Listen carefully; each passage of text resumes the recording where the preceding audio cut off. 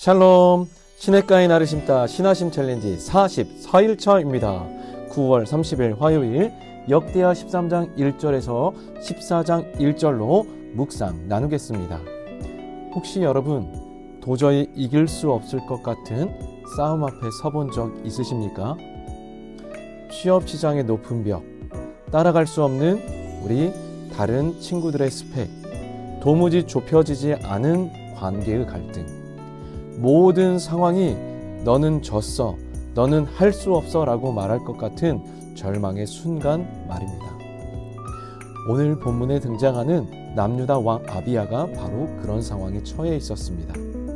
모든 데이터와 상황이 패배를 가리키는 절망적인 전쟁, 그의 에피소드는 우리가 감당할 수 없는 세상의 힘 앞에서 어떻게 승리할 수 있는지 그 놀라운 비결을 가르쳐줍니다. 아비야의 아버지 르호보암이 죽고 그가 남유다의 두 번째 왕이 되었습니다. 그는 분열된 이스라엘의 주도권을 잡기 위해 북이스라엘과의 전쟁을 시작합니다. 그러나 현실은 냉혹했습니다. 역대하 13장 3절을 보면 군사력의 차이가 명확하게 드러납니다. 남유다의 군사는 싸움에 용감한 군사 40만 명, 북이스라엘은 큰 용사 80만 명이었습니다. 성경은 양측 군대 모두를 정의 용사라고 묘사합니다. 군인들의 질은 똑같이 최고의 수준인데 숫자는 정확히 2배 차이. 이것이 세상이 우리에게 보여주는 현실입니다. 우리가 아무리 노력해도 세상은 우리보다 더 강하고 더 많고 더 커 보입니다. 심지어 북이스라엘의 왕 여로보암은 전투 중에 복병을 보내 남유다 군대의 앞뒤를 완벽하게 포위합니다. 이제 남유다는 수적으로도 전략적으로도 완전한 패배의 상황에 놓여 있습니다. 모든 데이터가 그들의 전멸을 가리키고 있습니다. 그런데 이 절체절명의 위기 속에서 아비야는 상식밖의 행동을 합니다. 그가 군사 전략을 외치는 대신 적진 한가운데 산 위에 올라가 연설을 시작합니다.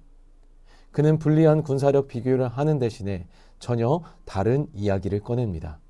그는 이렇게 외칩니다. 5절, 이스라엘 하나님 여호와께서 소금 언약으로 이스라엘 나라를 영원히 다윗과 그의 자손에게 주신 것을 너희가 알 것 아니냐. 소금 언약이라는 말이 생소할 수 있습니다. 고대 근동에서 소금은 변하거나 썩지 않는 영원함과 불변함을 상징했습니다. 따라서 소금 언약이란 이 약속은 결코 깨지거나 변하지 않는 하나님의 영원한 보증수표라는 뜻입니다. 아비야는 우리 왕조가 인간의 힘이 아니라 하나님의 불변하는 약속 위에 서 있다고 선포한 것입니다.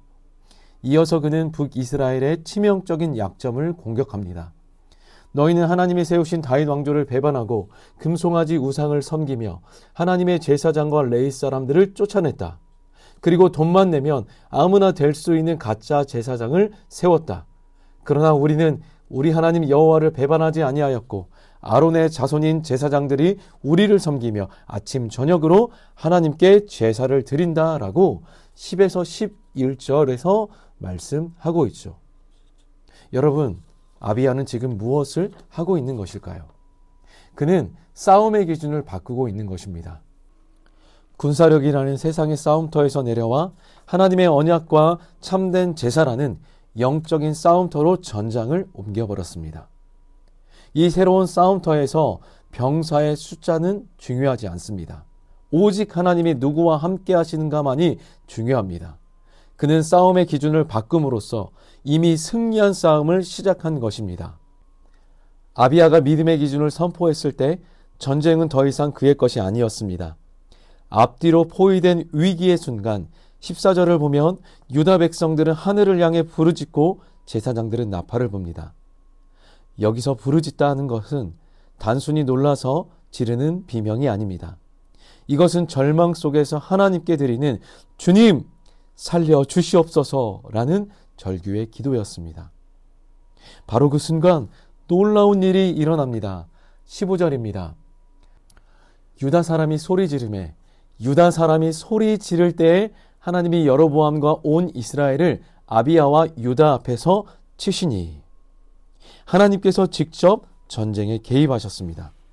성경에 치셨다고 표현했을 때는 초자연적인 역사가 일어났다는 뜻입니다.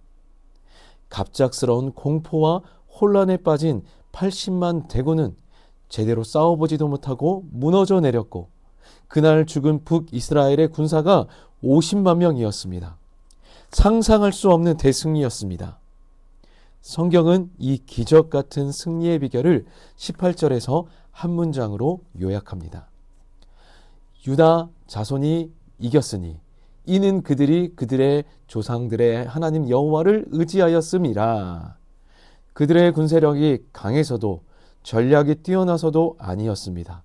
오직 하나님을 의지했기 때문에 그들은 이길 수 있었습니다. 사랑하는 우리 청년 여러분, 여러분들은 지금 어떤 싸움터에서 싸우고 있습니까?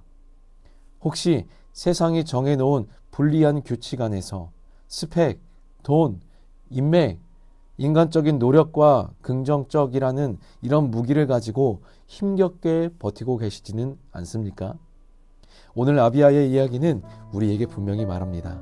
그 싸움터에서는 결코 이길 수 없다고 말입니다. 우리가 승리할 수 있는 유일의 길은 싸움의 기준을 바꾸는 것입니다. 나의 부족함과 연약함이 기준이 되는 세상의 싸움터에서 내려와 하나님의 신실하심과 변치 않는 약속이 기준이 되는 믿음의 싸움터로 올라서는 것입니다. 나의 스펙이 어떠한가가 아니라 나는 하나님의 자녀라는 변치 않는 언약 안에 있는가, 나의 능력이 어떠한가가 아니라 나는 지금 하나님을 온전히 예배하고 있는가, 이 질문 앞에 믿음으로 예라고 대답할 수 있다면 우리는 이미 승리한 것입니다. 우리의 믿음은 문제의 크기를 바꾸는 것이 아닙니다. 문제를 바라보는 기준을 바꾸는 것입니다.